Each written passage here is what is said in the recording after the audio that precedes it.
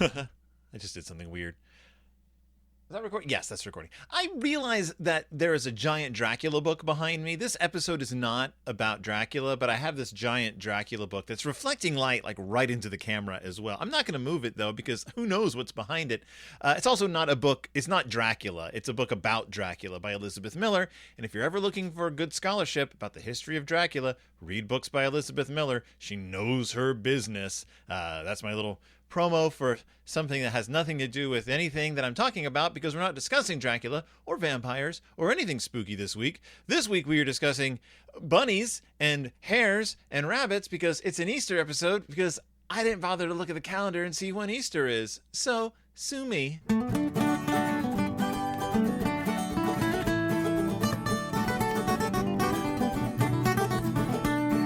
Welcome back to Deep in Bear Country, a Berenstain Bearcast. I am your host, Phil Gonzalez. I've been doing this for a long time. I know my business, but I never look at the calendar. Also, I thought I had already done this week's book, so I had just been ignoring it for a while. Turns out I haven't done this week's book, but I have done the books this week's book is a retelling of. So that's where I was confused. But I've been sort of sitting, just tossing this one aside. I'm like, I think I did this, and not really bothering to do my homework, because who has time to do homework? That's right. This week's book I will be getting to, because I'm not covering it just yet, because we need to go into a little bit of a background. So I've talked about Easter on this show. I've talked about Easter quite a bit, and because there've been quite a few Easter books by Stan and Jan and then Mike Berenstain, especially with the religious publishing. Easter's kind of the big holiday in Christianity. If you don't know anything about Christianity, Easter is kind of the most important holiday, because Christmas celebrates the birth of Jesus, but that's not really what the story's about. Like, you can ignore the birth of Jesus entirely and still have the crux of what he symbolizes, which is the resurrection of Jesus and the saving mankind. Yeah.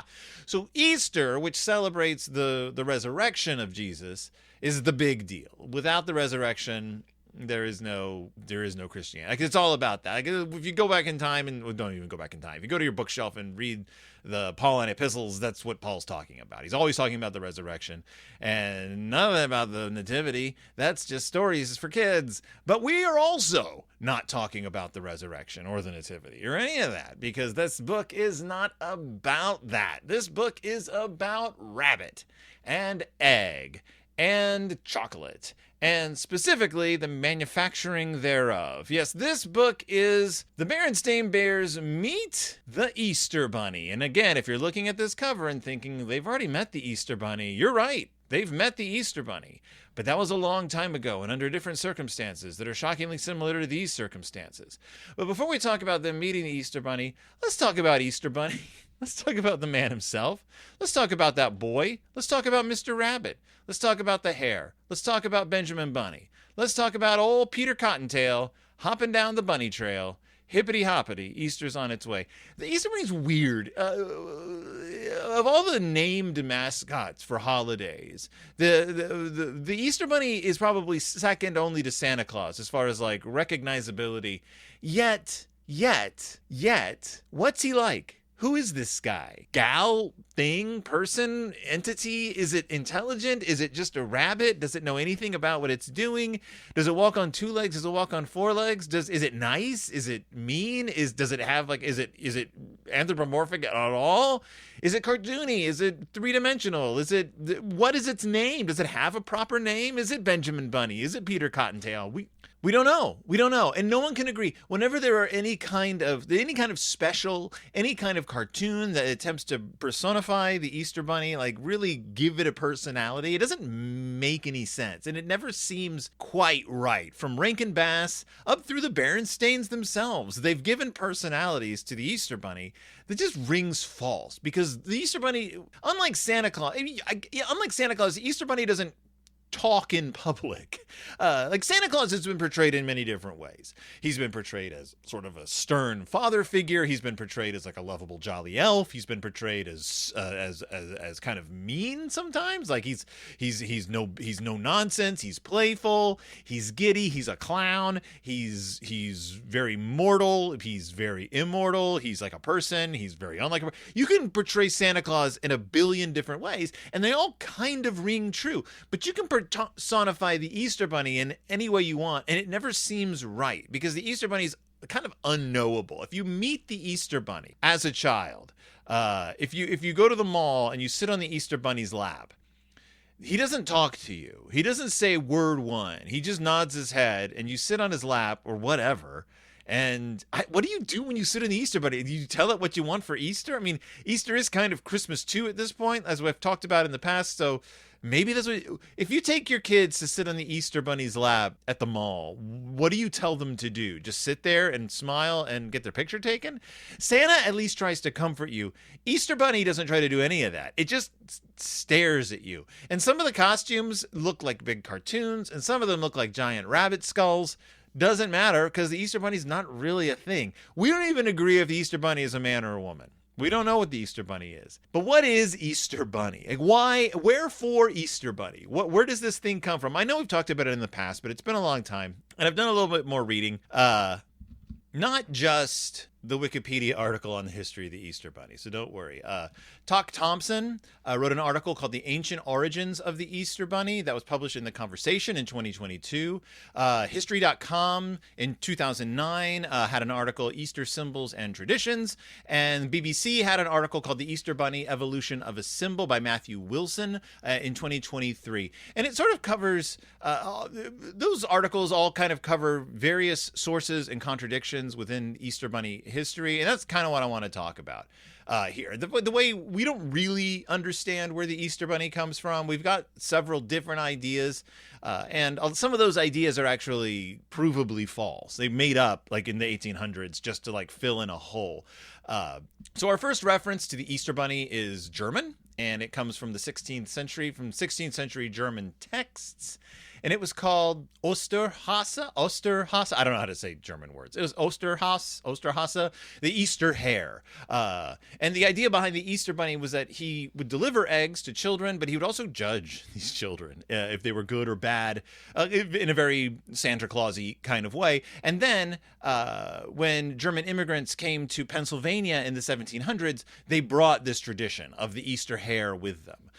The first mention of the Easter hare laying eggs is from 1682. So this tradition goes back quite a ways, but we're not really sure where the idea sprang from. Christianity takes a lot of credit for it, but we know that Christianity sometimes took pre-existing symbols and sort of turned them into their own symbols. However, the hare itself, and that's what this is. Remember, the Easter Bunny, not a rabbit. Easter Bunny is supposed to be a hare, completely different kind of animal, similar to a rabbit, but a very different kind of thing. It had its own set of symbolism and like sort of spiritual energy across all traditions and faiths. We're talking like from the Far East to India to Europe. There was, in China, they had their own traditions with the hare, and the hare could symbolize many different things across different cultures and frequently within the same cultures. And some of the dichotomies of the hare as a symbol is it symboled rebirth and renewal, which is cool. Like that makes sense because these hares show up in the spring, which is why it's a spring symbol. But also hares could represent fertility, but also virginity. And that's one of the big crossover contradictions in hare symbolism, but also one of the reasons it's so versatile.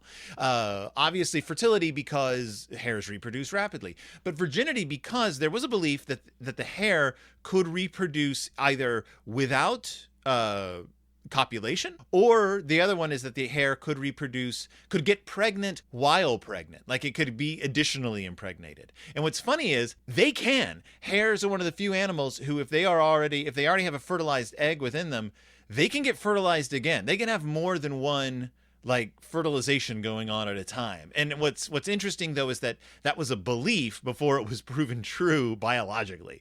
So hares represent like virginity, which is why you sometimes see paintings of the Virgin Mary with a hare, but also fertility, which is why you see like a lot of goddesses represented with hares. However, it was Venerable Bede in the 8th century who mentioned the fact that there was a goddess called Easter or Esther or Oster, or however you pronounce it, Eostre, and that was sort of the springboard. And so, like, for a lot of writings about the origins of Easter, just is the only source we have at all is this one thing from Venerable Bede that mentions this goddess called Easter. He doesn't say anything else about her, but he mentions her name as the origin of the month of April, which is Easter month, I think is what it was called in like Old English. I can't remember. I'll look it up.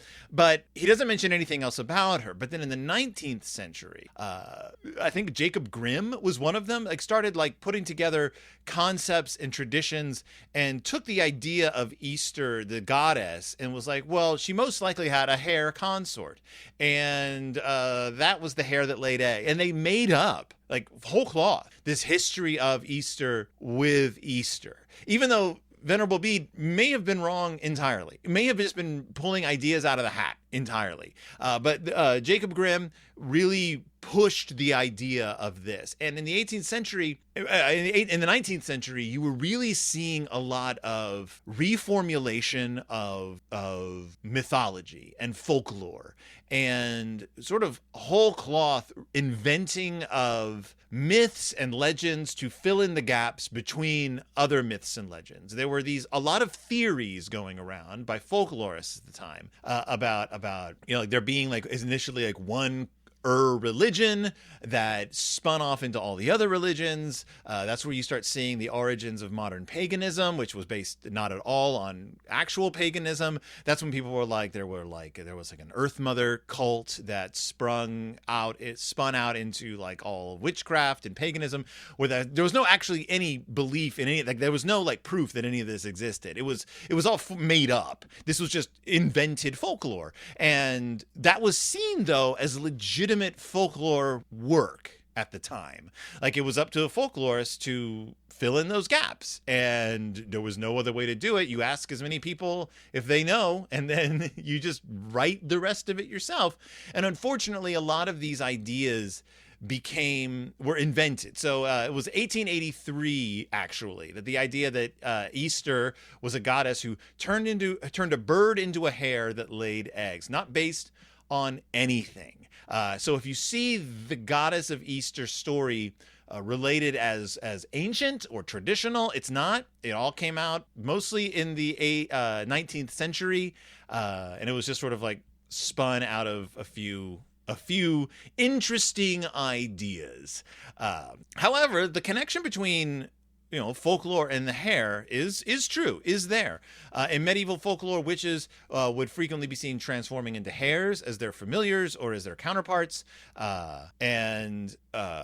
you would light things called in Germany called Osterführers or Osterführers. I don't know how you pronounce it. Easter fires, which would drive away witches when you would have your spring celebrations. This is all, I think, pre-Christian. So there was a lot of connections between that. Now, the origin of the name Easter, of course, is tied in, as far as Venerable Bede is concerned, with the goddess of Easter. Again, only a couple of traditions use Easter as the term. Every other language for this time of year, for this celebration, use a variation on Pesach, on Passover.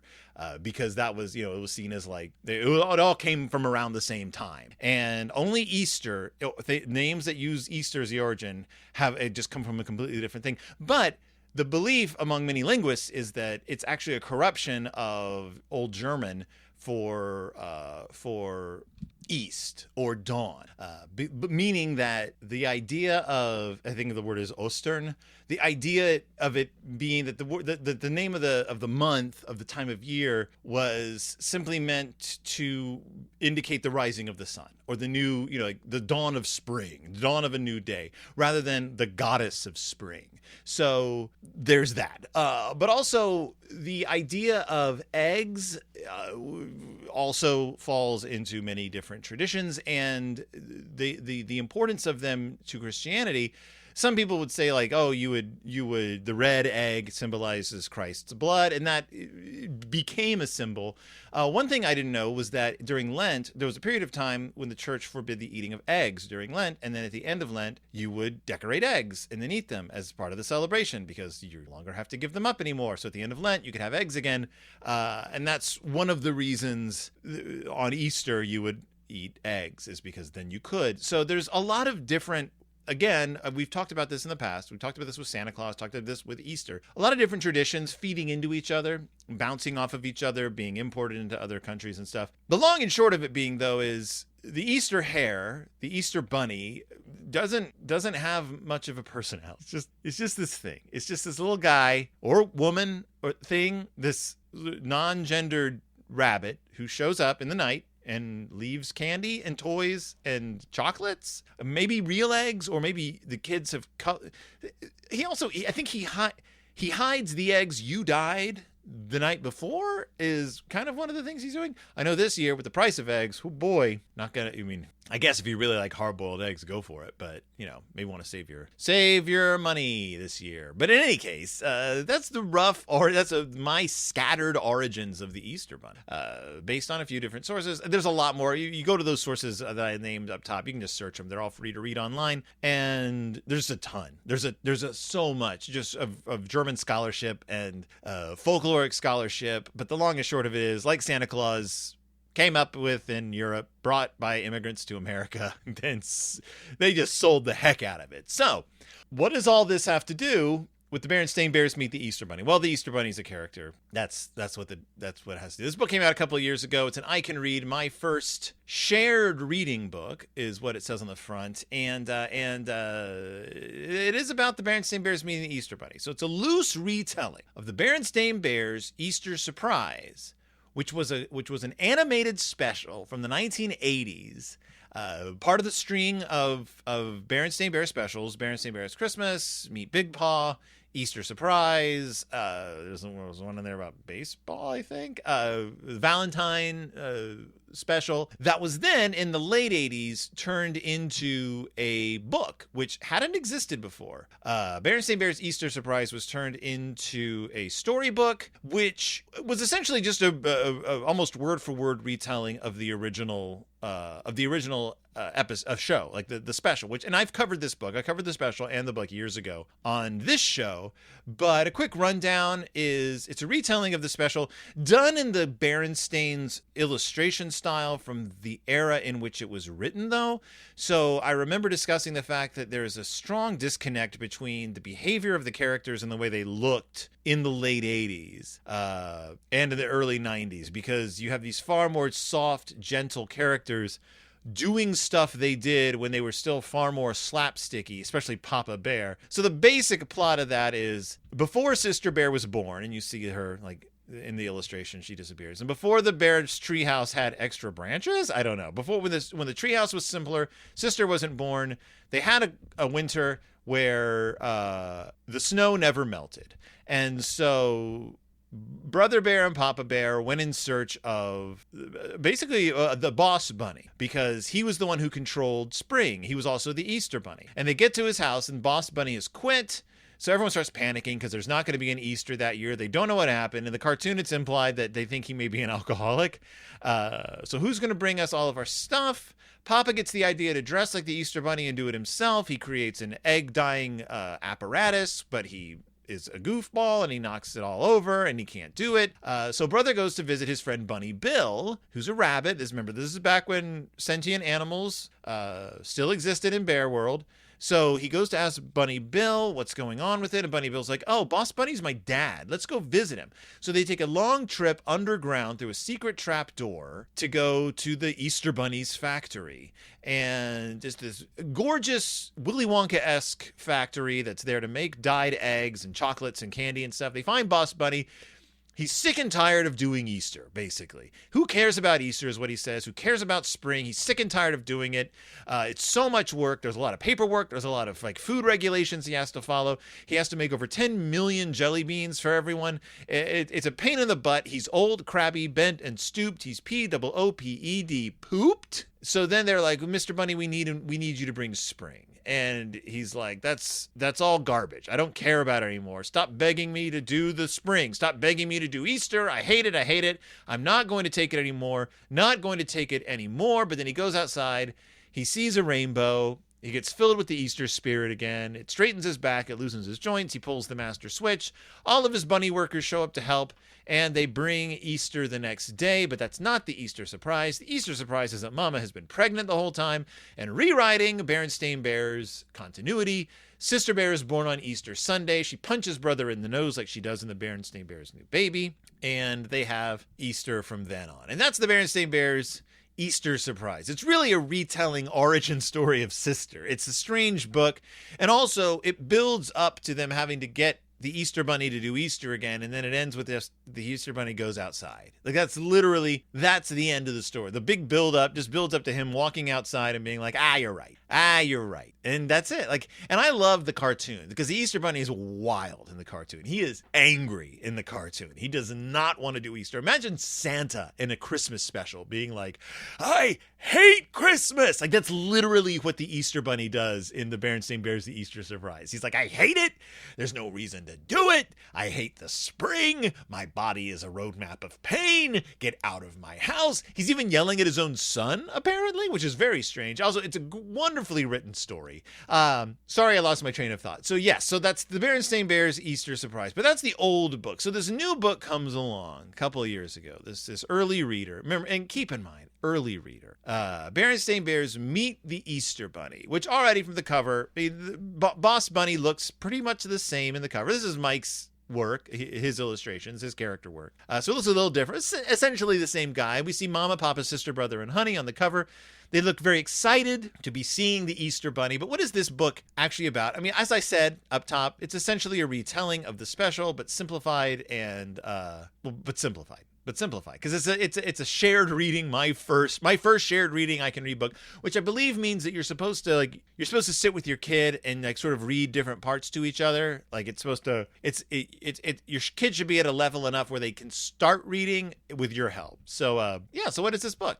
Shared reading, basic language, word repetition, and whimsical illustrations, ideal for sharing with your emergent reader. Are you an emergent reader or are you an emergency reader? I'm an emergency reader. I only read when I absolutely have to. So Berenstain Bears Meet the Easter Bunny. So in this book, Easter has shown up. Bear family's really excited. Mama, Papa, Sister, Brother, and Honey. Right off the bat, I'm going to say this. I absolutely adore these illustrations. I would love to see these illustrations or Mike's variations on these illustrations for a reimagining of the Berenstain Bears Easter Surprise. I find the Berenstain Bears Easter Surprise is a huge storybook. It's pages and pages long with a lot of text and a lot of action. And it comes across to me, just to me, this is my personal opinion, comes across to me as a bit stiff.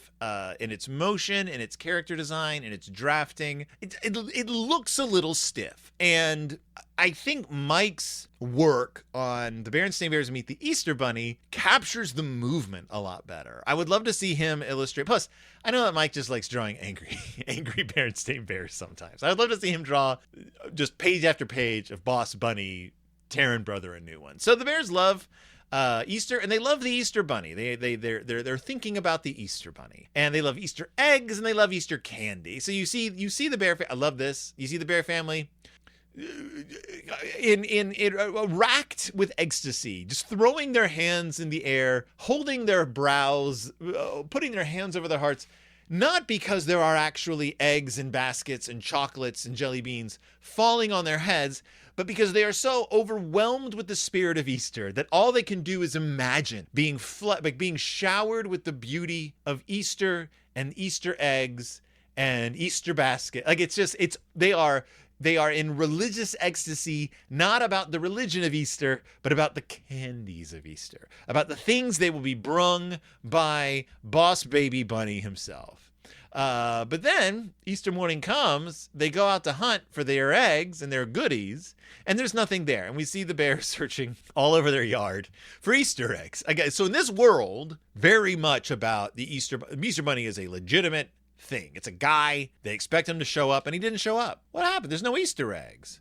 Again, great illustrations by Mike. I just love Mike's cartoony illustrations of the bears in this. They're all very worried. They're all very puzzled, very concerned. Honey Bear starts bawling, and brother and sister are distressed. Mom and Papa are confused. Where's the Easter Bunny? Where's the Easter Bunny? He didn't show up. He didn't bring us our stuff. So Papa's like, don't worry. I'll be the Easter Bunny. And he does exactly what he does in the original cartoon and in the original book. He straps 2 carrots to the side of his head, ties them on with string and glue. So tries them on with string and puts straw on his face with glue and creates bunny whiskers. So now he has 2 bunny ears, bunny whiskers, and he hops around with an Easter basket and slips and falls, crashes on the floor, breaks all the eggs, and doesn't pull it off. So we've got a nice shortened version of what happens in the original story. The Easter Bunny isn't showing up for some reason. Papa decides to take it upon himself to become the Easter Bunny, quickly proves that he can't pull it off. Same basic story with slightly more dynamic illustrations. I actually really like this.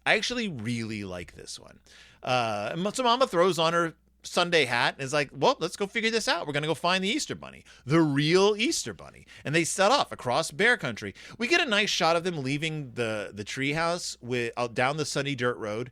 And Mike's attention to detail in this illustration is something that I actually noticed every time I've opened this book. He's drawn the sunny dirt road. It's lowered. There's actually a lip on the lawn that I really like. I don't know why. It makes it look far more deliberate. There's a way he's drawn the sunny dirt road that appeals to my sense of texture. All of a sudden I could feel the drawing. I don't know. As you can probably tell, I'm a huge fan of the illustrations in this book, and the coloring of it is just gorgeous. This is a great looking beginning reader book. So they go to the Easter Bunny's house. He's not called Boss Bunny in this. He's just called the Easter Bunny. They knock on his door. He comes out and he's angry. And again, Mike's drawing of this Easter Bunny is, I would read a whole book with these illustrations. I really like the way this bunny is drawn. There's something just dynamic about the movement in this book and the coloring in this book. This book just looks good. It's a good looking book. As you know, I'm a huge fan of the illustrations in his religious books as well, from all the 2000s. And this really captures the stuff I like about that. Please, Mike, don't write and tell me that someone else illustrated this in secret, because it would break my heart. So, the Easter Bunny's like, what are you doing here? And he is upset. And they're like, well, we need you. We need our Easter eggs. We get a nice 2-page spread of them begging him for eggs. And he's like, I'm resting. And Brother's all, well, we need the Easter Bunny. And even Honey is like, Bunny.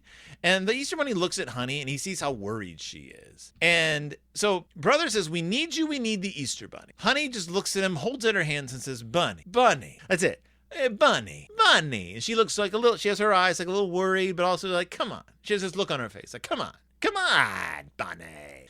And he has his hand up to his mouth like, oh, she's right, Bunny. Oh, Bunny. And the next page, he's all, you know what? I am the Easter Bunny. Just like that. Bam, biggity bow. He starts crying. He throws on his Easter Bunny hat, pulls a rope, a giant rope. Again, great motion here. A whistle blows on the top of his hole. He lives in basically a hobbit hole. It was built into like a mound in the ground. A really loud whistle blows. Everyone covers up their ears. They all grimace. And before you know it, all of his helper bunnies come out. Now, in the original cartoon, this is a big song and dance number.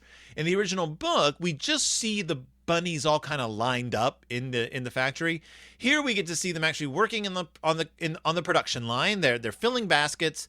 They're presumably dyeing eggs, and then they're hopping away with their baskets, leading us to believe, leading this book to imply that the Easter Bunny, Boss Bunny, Big Bunny, whatever you want to call him, Easter Bunny, not actually in charge of delivering these eggs, not actually in charge of bringing you your goodies on Easter. As far as the reality of this book is concerned, the Easter Bunny is simply the Willy Wonka. I mean, he's got a purple top hat as well. He's essentially the Willy Wonka of Easter. He's in charge of the factory. He probably comes up with new candy ideas. But the rabbits of the area are essentially his Oompa Loompas. He blows a whistle and they come running and they help him out. I wonder why it didn't occur to these rabbits to wonder why he hadn't called them to help out earlier. I guess he's just canceling Easter this year. It must have been on their minds. Also, I guess they don't sell any Easter stuff in stores in this continuity, because otherwise the parents could have been like, well, just go buy you some Easter candy. Nope. This is a book in which mythological creatures actually exist. So the bunnies all come to his help. They fill the baskets with eggs and chocolate, and everyone's in a great mood. The bunnies hop off to go deliver the Easter baskets. Easter is really here. We see a beautiful 2-page spread of bear country. We see a couple of tree houses, a few tree houses that look like the bear's tree house, like the same style as the bear's tree house, dotted throughout. So we don't see the Bog Brothers. We don't see Farmer Ben, right? We don't see the Panda family, the Bruins, none of that. We see just some random tree houses. Again, different continuity than we're used to. This is a bear country that's a little more like it was back in the early days. Imagine Beartown never grew up around this area and it stayed fairly rural and agrarian, and that's what we're looking at here. But it's a gorgeous image. There's a wonderful, the rainbow from the original story is now there. It's not what triggers Easter Bunny to put on his hat again, but it is there, the Easter rainbow. This sort of symbolic promise of renewal, this promise of sunshine, this promise of spring. There's no the snow wouldn't melt or go away. The bunny doesn't control the spring in this version of the story. It's a much simplified version.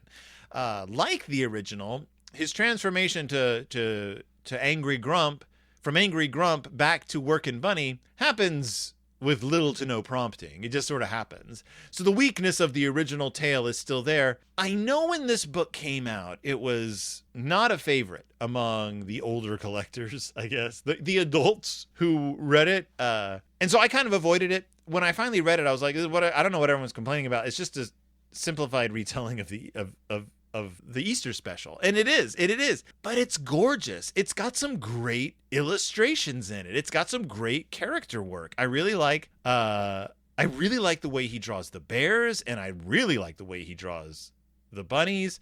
The bears end up getting their chocolate and candies and eggs, and they have a great time. Honey is thrilled. She's throwing jelly beans up in the air. The Easter Bunny personally hand delivers their Easter basket to them. And that's the Berenstain Bears Who Meet the Easter Bunny from 2022. It's a good early reader for little kids. If you're going to read them an Easter story, this is a good one. The Easter Bunny quits. The bears take it upon themselves to talk him back into celebrating Easter with them, and they succeed. I don't know why people had a problem with this book. I think it's good. I think it's fine. I think it's enjoyable. And it looks great. I will say that the cover illustration and character work looks different from the interior artwork. So did the same person do the interior artwork as did the cover? Did someone else work on the interior art? I don't know. There's a marked difference in the way the characters look between the two. Not sure what's happening here. All I know is it's a good book to pick up for Easter. It's a good Easter book. That's it. So that's the Berenstain Bears Meet the Easter Bunny. I hope you enjoyed that. I hope you enjoyed my little rundown of the history of the Easter Bunny, the controversy surrounding it, the origins of the name. I think this might be our last Easter book ever, but I don't know. Maybe I'll take a look at the cartoon again. It's a good cartoon. It's fun. It's got a lot of good songs and a lot of good slapstick. So that's it. I don't know if you celebrate Easter. I don't know when Easter is. I think it might be in a few weeks. I think I did this episode way too early, but that's fine because I have an episode on taxes coming out, and that'll be fun. Thank you so much for joining me. Thank you so much for listening. Thank you so much for being a part of this big mad experiment. Thank you so much for being cool, commenting, liking and subscribing on YouTube, listening to me on whatever platform you listen on. Keep the positive thoughts coming, and I will see you all next time deep in Bear Country.